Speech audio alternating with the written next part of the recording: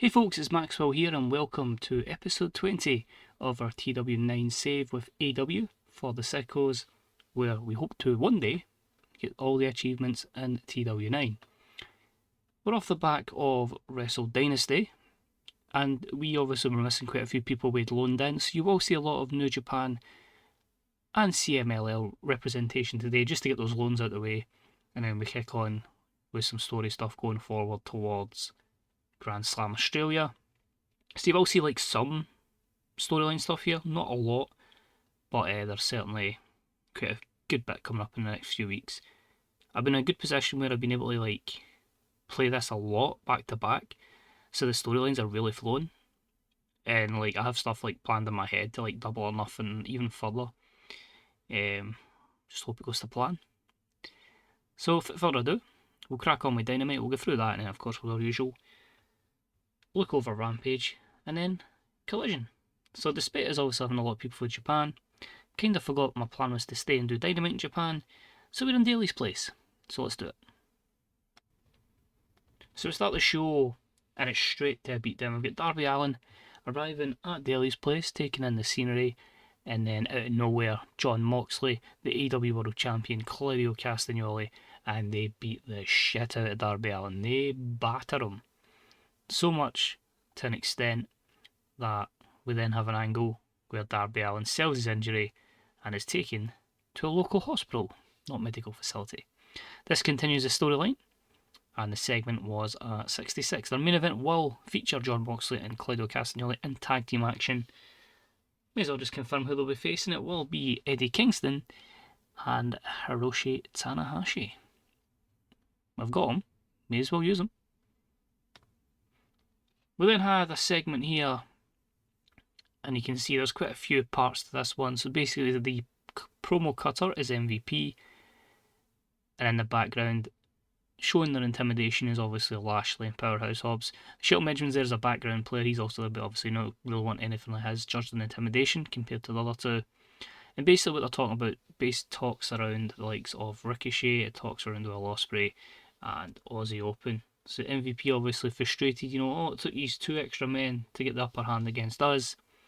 I guess the Hurt Syndicate's going to have to go to the drawing board and draw these numbers up. Level pegging. Don't include me in this one. Go find someone else.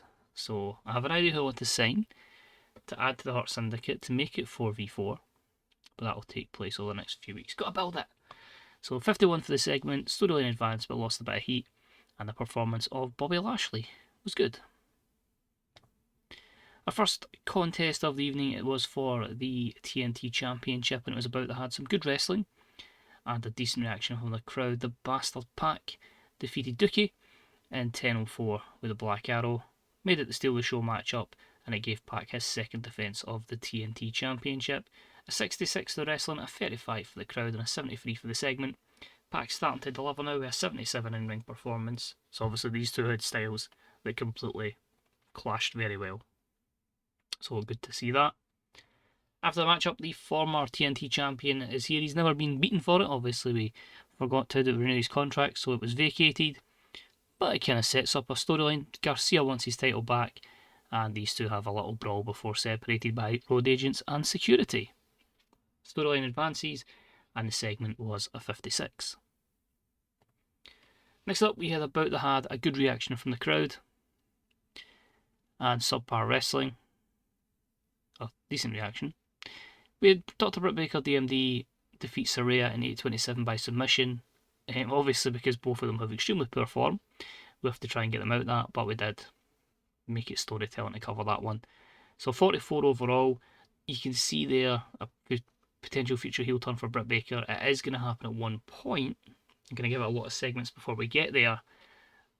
The one clue I'll give, something in this show that happens, I'm trying to remember, I need to remember this for like 5 episodes or maybe even longer down the line, but something in this episode happens will correlate alongside that hint for her turning heel.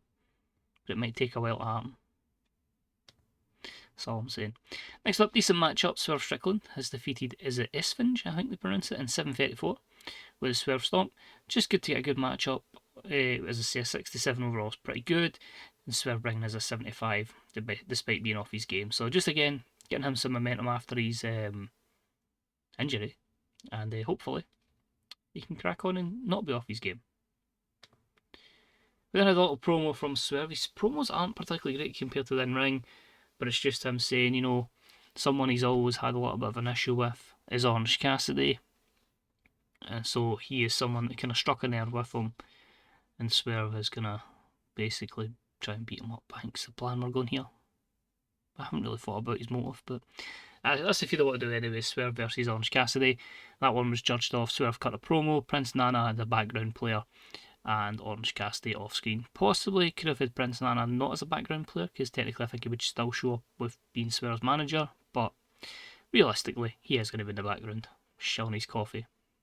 Whose house? Swerve's house. Storyline did gain heat, to be fair, so there's that as well. We had the AEW Trios titles in the line. It was a decent matchup that saw the Patriarchy, Christian Cage, Killswitch and Nick Wayne defeat the put-together team of Yuji Nagata, Tomohiro Ishii and Shota Umino in 8:41 when Christian Cage pinned Nagata after using a foreign object. So the Patriarchy make their second defence of the Trios Championships. Very good 66, I'd say. I wasn't too sure what I was going to get. Ishii with a good performance in the 67.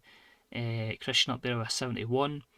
Now you could see how come I didn't do anything with Shota and Moxley. I just felt like one's a uber heel, one's a babyface. And I felt like I'd maybe struggle with the age in Nagata. And I wasn't sure how this mod would rate Ishii. So yeah, I'm quite happy with that one. Does the job. Next up, more tag team action. More New Japan representation in this tag team action. And it was the World Tag Titles in the line, as we had the Kings of the Black Throne, Brody King and Malachi Black, defeat Bishamon, I think that's how it's pronounced, Hiroki Goto and Yoshihashi in 9:13 when Malachi Black pinned Yoshihashi with Dante's Inferno. Sixth defence of the AEW World Tag Titles. Yoshihashi was the weak link, but great performances in there. I'd say Delsa's in there, the 60s, it's good to see. So, we Goto and Yoshihashi. I'm not going to say I'm a massive New Japan watcher. Like, I'll tune in and catch bits of like Wrestle Kingdoms and bits and bobs. Obviously, I see a lot of stuff put in socials that like, God, these two are like, I wasn't sure how it would work, but it's been really, really good. And then when they wrestled in AEW, I was like, oh, they're actually really fun. So yeah, happy to bring them in. And as I say, we obviously have to put our guys over. So yeah, 64 for this title defence. You'll soon realise, like, I watch AEW, I obviously see WWE stuff on socials, but apart from that, it's like, try to continually educate myself with so many sports, so little time. That's the way I look at it. And that's before video games and life. Next up, in a decent matchup, we had Jamie Hayter defeat Serena Deeb in 9:20 with the Falcon Arrow. 63, 44, 68. So pretty good stuff there. Jamie with a very respectable 68 to Serena's 57. I feel Serena's one of those ones where if she was younger, she would be absolutely class in this mod. I don't know if we can maybe give her another push, but Jamie's the one we're pushing right now, because after the matchup, the remarkable Renee Paquette comes out, and she helps start a storyline, which is Jamie Hayter calling out Mariah May. She's never been pinned. Was she pinned? She was actually pinned, but she never felt like she lost her title fairly at 100%. We'll go with that one. She was pinned. She's 10-0 since she's returned, but I can confirm that was her 10th win in all matches with her singles, tag, or trio. And yeah, she wants that title match against Mariah May. So two English ladies look possibly set to do battle in Australia with the 57, which means we'll have to find something for Timeless Tony Storm. Next up, we had a little promo from Hangman Adam Page. A solid 70 is going to help us in terms of the tight angle. And he just basically mocks off what he's done to Mick Foley. He just says, this is what happens when people get in my way. They get hurt. And Darby Allin, if it wasn't for like some Moxley and Claudio having something against him, then you'd be getting hurt as well off of me. But just you bear in mind, one day I will get my hands on you again and I will hurt you. So 70 very good. Hangman improvising well. Storyline advances and gains heat. Next up, in a decent well brawl, Mark Briscoe defeats Chris Jericho in 8:56 with a froggy bow. 54, 54, 61. Mark Briscoe with 55, Jericho with 54. We get the boost because of the creative finish, and it was a success. And we lose a negative because of Chris Jericho being penalised. due to being in extremely poor form. The death of the Learning Tree storyline has begun with Chris Jericho. But what does this mean? Well, he's not having a gimmick change just yet, but after the matchup, Mark Briscoe, and I mean, he clatters Chris Jericho with a vicious chair shot that Chris doesn't protect his head with. And this might be controversial. We are going to try a confusion amnesia storyline where Chris kind of forgets who he is right now. So sorry if that's offensive, but it makes sense with what we're going to try and build here. But 52 anyway for Chris, and this story will go on week after week after week. It'll be explained better, but basically just imagine Chris Jericho selling a very vicious chair shot that's left him a complete mess. And the main event, good matchup. Blackpool Combat Club's John Moxley and Claudio Castagnoli defeat the team of Eddie Kingston and Hiroshi Tanahashi in 14:01 when Claudio pinned Tanahashi with a neutralizer. Obviously got to make my champion look strong. 75 for Claudio, 77 for Mox. They obviously have great chemistry together, so that boosts it. Weakest link was Tanahashi, but you got to give him an opportunity. You got to give him a good spotlight match. And we'll probably utilise anyone else that we have on loan that we didn't utilise tonight, either on Rampage or Collision. We'll see where we fit them in. But overall, 72, increase our pop in 17 regions. So I wonder if we didn't improve in the home region. I'm intrigued to check that once we get it after Rampage. But here, a lot better, a lot more light greens there with the 73s, what's that, dark green? 73, 70, 73. So that's good. Two matches that were good, one promo. Serena versus Jamie not far off it. So we're getting there, as I say, people will get over time, and the ratings will certainly, hopefully, rival what we had with Ospreay and Okada. Of course, none of those two on the show. We obviously had words from MVP, but not anything from Ospreay. It's not 120 minutes. Flies in. 125, sorry. So, locker room incident. Nothing happened before Rampage, so I'll go ahead, book Rampage, and then we'll cover that, and we'll see Collision in a bit. It's time now for a roundup of Rampage, Collision, and general other beings on the road to Collision. I used 3 of my character angles. I had one specifically assigned to Chris Jericho. I then used another one on Chris Jericho. Both of them were successful. So he's went to very hot momentum. There is a good Jericho storyline planned, so hopefully that works. And used another one we had that was about to expire on Deonna Purrazzo. That also was successful. And that's moved her from chilly to cooled momentum. So just to get like a wee insight to that, Chris Jericho, I think I was looking up stuff. I was checking which momentum to try and get them away for that. You can see Jericho, very warm momentum, and Deonna cooled, but she was absolutely chilly. I mean, she's not a horrible match history, you know. She has, right, she's lost her last 2, but 4-4 before that. You know, it's a 4-6 record. I wouldn't say it's cooled, or chilly as she was, but yeah, that's what it is. So, what did we do for Rampage? Well, we had a little interview with Anna Jay, just to try and build her up. We got her speaking with Lexi there. As I say, I feel like if we use Lexi, we can, because, you know, we have to build up her as well as Renee, so hopefully that can help her skills alongside Anna Jay's. Anna Jay then defeated Yuka Sakazaki, a 66, very strong match. We had some words from the Scapegoat, Jack Perry, which was a 57. He defeated Colt Cabana, which was a 59. We're going to start a little storyline with Jack Perry soon. Serena Deeb defeated Riho in a 62. We had some words from Don Callis promoting Kinosuke Takeshita, it was a 58. And another loan from New Japan, we had Takeshita defeat El Fantasmo in the main event, which was a 73. Most of the loans are expiring or have ran out. We've already done them. I think there's one on this show of Collision. We still haven't used Mystical yet, but it's just a case of waiting till he's available. So more of this stuff is building towards Grand Slam Australia. We've got a bit of time to do so.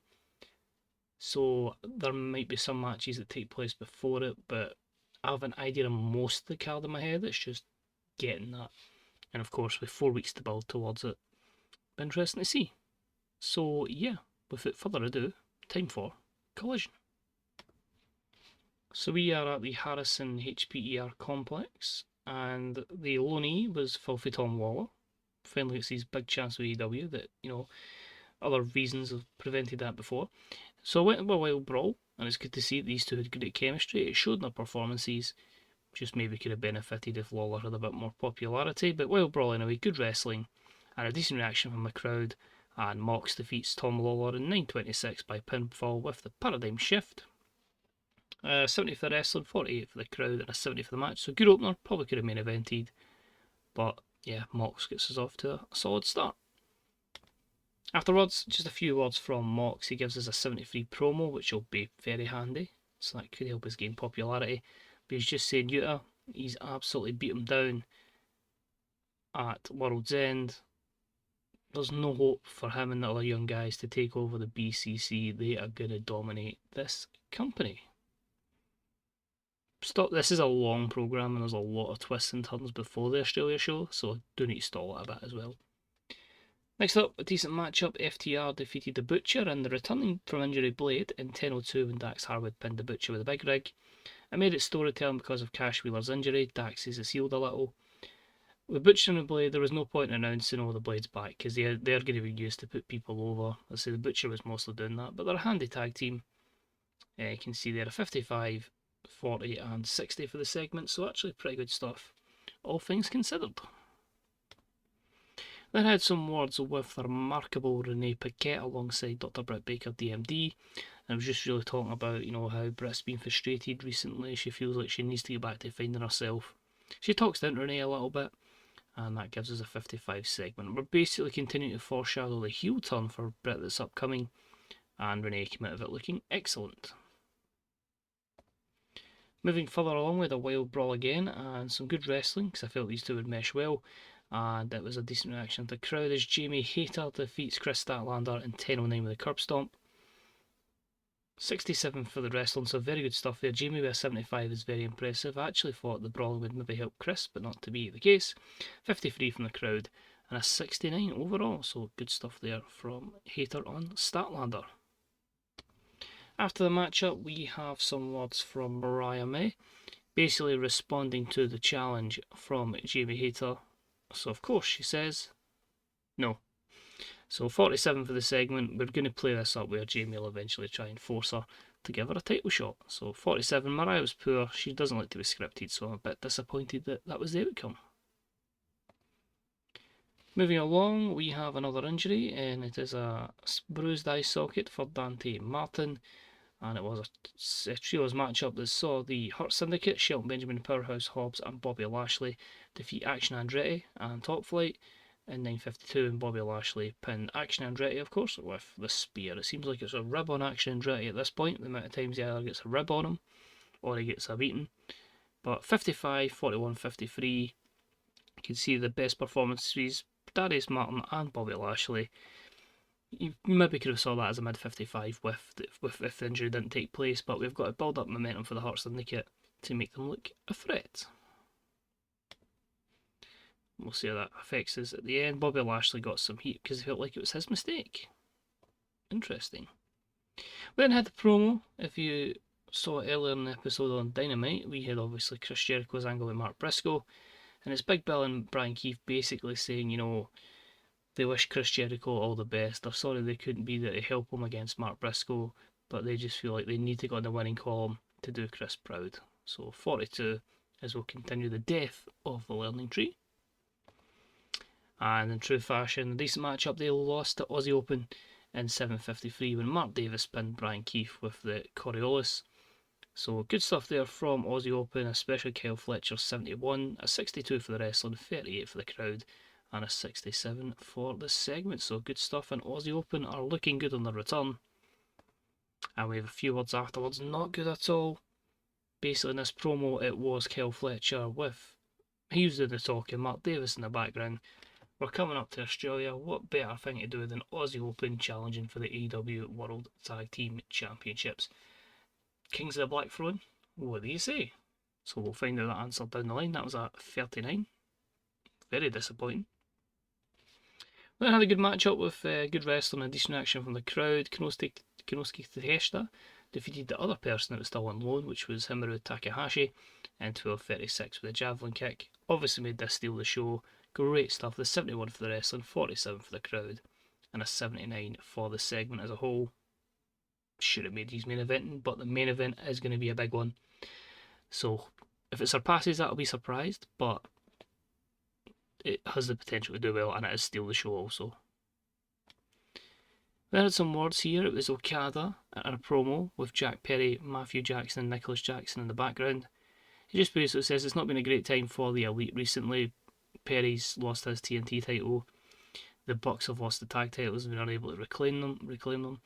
But it's a case of Okada still the Continental Champion, he had a good tournament, and he's going to show that there's not many challengers left to win the belt from him. You'll see where this storyline goes. That was a 64. And the main event, the bout had some good wrestling and a decent reaction from the crowd. Swerve Strickland defeats El Hijo del Vikingo in 13:39 with the Swerve Stomp. Made it steal the show. I got to keep gaining Swerve momentum. 66 for Vikingo, 76 for Swerve, 71 for the wrestling, 52 for the crowd, 75 for the segment, so it's up there. Maybe not the elite level we need it to be. And to finish Collision, we have a little promo from Swerve Strickland. He's calling out Orange Cassidy. We've got to get this storyline a bit of heat towards it, so he's calling him out, just saying, if this is what I can do to somebody that puts in the effort like Vikingo, what am I going to do to a scrub like Orange Cassidy? And then a wee bit of distraction because Vikingo's up the ramp. Orange Cassidy begins a brawl, and him and Swerve keep fighting until end of show. So a 6 to that one, as I said, good chance to build up Cassidy versus Swerve. It'll take place in Australia in 4 weeks' time. But good stuff there. You get the Prince Nana Swerve chemistry for both segments of the angle. And yeah, overall, good stuff. As I say, in-ring stuff, Swerve's great. Character stuff maybe needs to work on in this, but 60's decent. 74 overall, thanks to the opening segment for Mox, plus the good matches there. That sees us gain popularity in 13 regions. A lot of promos in there, admittedly. Well, it's getting people and storylines going, I suppose. But the pop increase in 13 regions. We'll have a look at the injury review. Dante Martin has a bruised eye socket. It can be worked through for 17 days. Financial report, $500,000 profit. Popular recap, up to 67. So this is the thing, we're going to have to start getting constant 70 rated shows to gain that pop in America. But we're only 10 off the next level. And no media scrum. So I'm going to take a wee look back at the main screen. See if there's anything here that takes our interest. And I saw there we had the Ring of Honor pop up. I think there'll be a point where I will look at like some of the younger wrestlers kicking about the wrestling world and try and bring them in. Did I send Jasper? Bishop Can down, I think, as well. So I felt like I didn't really want to job out the Gates of Agony. I felt like it was better for them to develop. Tyler Law's got a contract with both, so he stays in the main roster, but is working at ROH. So the show is great, drawn a lot of praise, that's good to see. Anything else that directly affects us? New Japan Strong Openweight title goes to Yota Tsuji, so we'll be able to bring him in if need be. Mickey James has won Knockouts World Championship. Crazy Steve is looking to re-sign with TNA.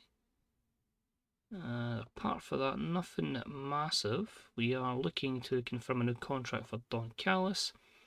Oh well, that might be a spoiler.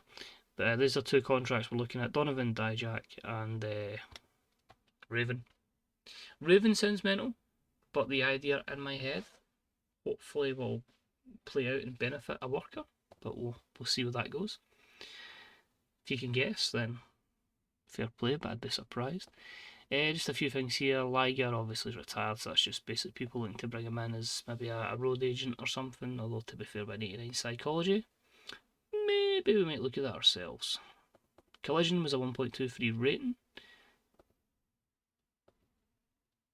Mariah May says that Viking was a star. Also, Mariah May is one of the main people that's recommending people at 26, so fair enough. Definitely a big room to improve for her, but overall, yeah, pretty decent. And we'll give Swerve a wee rest. So I think I'm going to have a wee situation where I sit down and I put together the full card for the Australian show and just start working towards that completely. But anyway, it's late here. My eyes are practically shutting. I'm stumbling across words. So I'll say, thanks for watching. Wee thumbs up would be deeply appreciated. And as always, check out the Fantasy Booker subreddit, Grey Dog Software Forum, twdv.com, and bethebooker.net. And until next time, I'll see you for some more Dynamite, Rampage, and Collision. Bye bye.